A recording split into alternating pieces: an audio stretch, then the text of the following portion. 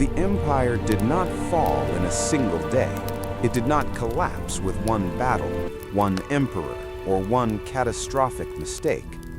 Instead, it unraveled slowly, like a massive tapestry being pulled apart thread by thread, until the world that had once been known as Rome faded into history. At its height, the Roman Empire was a force unlike anything the world had ever seen. Its borders stretched across 3 continents, from the windswept cliffs of Britain to the scorching deserts of North Africa, from the Iberian Peninsula to the rich lands of the Middle East. Roman roads connected distant provinces like veins in a living organism, carrying soldiers, merchants, and ideas across thousands of miles. Its cities were marvels of engineering and culture, filled with grand temples, bustling marketplaces, and towering amphitheaters where crowds gathered to witness spectacles of glory and blood. For centuries, Rome seemed eternal. But beneath the surface of its strength, cracks had already begun to form. The trouble did not start with invasion or war. It began with power. Who controlled it, how it was used, and how it changed those who held it. In the early days, Rome had been a republic, governed by elected officials and guided by laws that, at least in theory, represented the will of its citizens. But as the empire expanded, so did the ambitions of its leaders. Generals who commanded vast armies gained immense loyalty from their troops, often more than the state itself. This shift in loyalty changed everything. Civil wars became more frequent as powerful men fought not for Rome, but for themselves. Each conflict drained resources, destabilized regions, and weakened the unity that had once defined the empire. When one ruler finally emerged victorious, he often ruled not as a servant of the state, but as an absolute authority. The republic gave way to an empire, and with it came emperors, some wise, some cruel, and many dangerously incompetent. In its early imperial years, Rome still thrived. Emperors like Augustus brought stability and prosperity, ushering in what would later be called the Pax Romana, a long period of relative peace. Trade flourished, infrastructure expanded, and Roman culture spread far and wide. But even during this golden age, the seeds of decline were quietly growing. One of the most dangerous problems was economic strain. Maintaining such a vast empire required enormous resources. Armies had to be paid, roads maintained, cities supplied. As conquests slowed, the flow of wealth from newly acquired lands diminished. At the same time, the costs of defending the empire increased. Taxes rose, placing heavy burdens on ordinary citizens. Many small farmers lost their land and livelihoods, forced to move into cities where opportunities were scarce. Inflation became a serious issue. To cover expenses, the government began to devalue its currency, reducing the amount of precious metal in coins. While this provided short-term relief, it eroded trust in the economy. Prices rose, trade became unstable, and economic confidence weakened. Meanwhile, the empire faced growing external pressures. Beyond Rome's borders lived various groups often referred to as barbarians by the Romans. These were not primitive or uncivilized people, as the term suggests, but diverse tribes and societies with their own cultures and strengths. For centuries, Rome had managed its borders effectively, sometimes trading with these groups, sometimes fighting them. But as Rome weakened internally, these external forces became harder to control. Among the most significant were the Germanic tribes, who lived along the empire's northern frontiers. As pressures from other migrating groups pushed them closer to Roman territory, conflicts increased. Some tribes sought refuge within the empire, while others attempted to conquer parts of it. At first, Rome managed to hold them back, but the army itself was changing. In earlier times, Roman soldiers were citizens, fiercely loyal to their homeland. Over time, however, the empire began relying more on mercenaries, foreign soldiers who fought for pay rather than patriotism. While many were skilled warriors, their loyalty was often uncertain.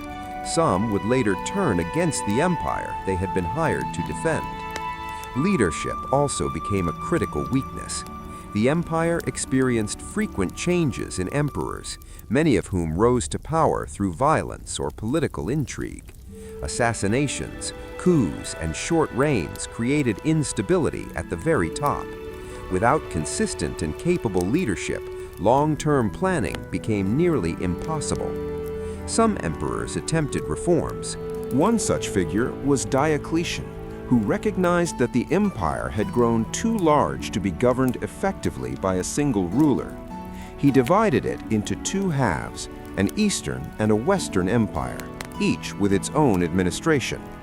This system, known as the Tetrarchy, was meant to improve efficiency and security. For a time, it worked. The eastern half, with its wealthier cities and stronger economy, would eventually evolve into what we now call the Byzantine Empire. The western half, however, continued to struggle. Even as reforms were implemented, new challenges emerged. Christianity, once a persecuted religion, began to spread rapidly throughout the empire. Eventually, it was embraced by the state itself. While this brought unity for many, it also created divisions. Traditional Roman beliefs and practices were challenged, and conflicts arose between different religious groups. Cultural transformation added another layer of complexity to an already fragile system. Then came the turning point. In the late 4th and early 5th centuries, waves of migrations and invasions intensified. The Visigoths, a Germanic tribe, entered Roman territory seeking refuge from a powerful force advancing from the east, the Huns. Initially allowed to settle within the empire, tensions soon escalated due to mistreatment and broken agreements. In 378 AD, Roman forces met the Visigoths in battle at Adrianople. It was a disaster. The Roman army was decisively defeated, and the emperor himself was killed. This marked a significant shift, demonstrating that Rome was no longer invincible. In the years that followed, the Visigoths continued their movements through Roman lands. In 410 AD, they did something that shocked the world. They sacked the city of Rome itself. For the first time in centuries, the heart of the empire had been breached. Though the city was no longer the political center it once was, its symbolic importance was immense. The sack of Rome sent a clear message: the empire was vulnerable. And the attacks did not stop. Other groups, including the Vandals and the Ostrogoths, carved out territories within Roman lands. The Western Empire lost control over vast regions, its authority shrinking year by year. By the mid-5th century, what remained of the Western Roman Empire was a shadow of its former self.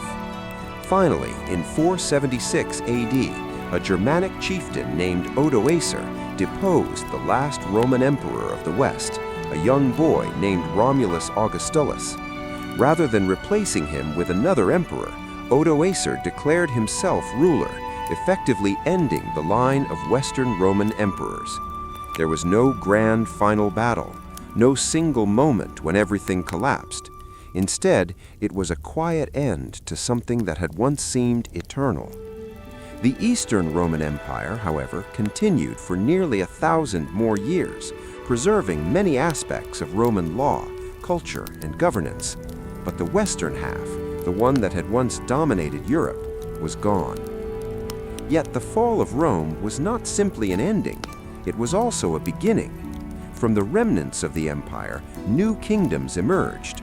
Roman ideas influenced these new societies, shaping their laws, languages, and institutions. The legacy of Rome lived on, not as a single unified power, but as a foundation upon which much of the modern world would be built.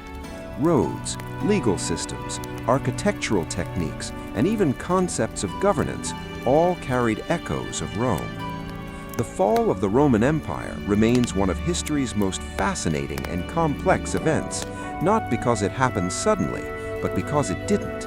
It teaches a powerful lesson about the nature of power, the importance of stability, and the consequences of internal weakness combined with external pressure. Empires do not simply fall. They fade, fracture, and transform. And in that transformation, they leave behind stories that continue to shape the world long after they are gone.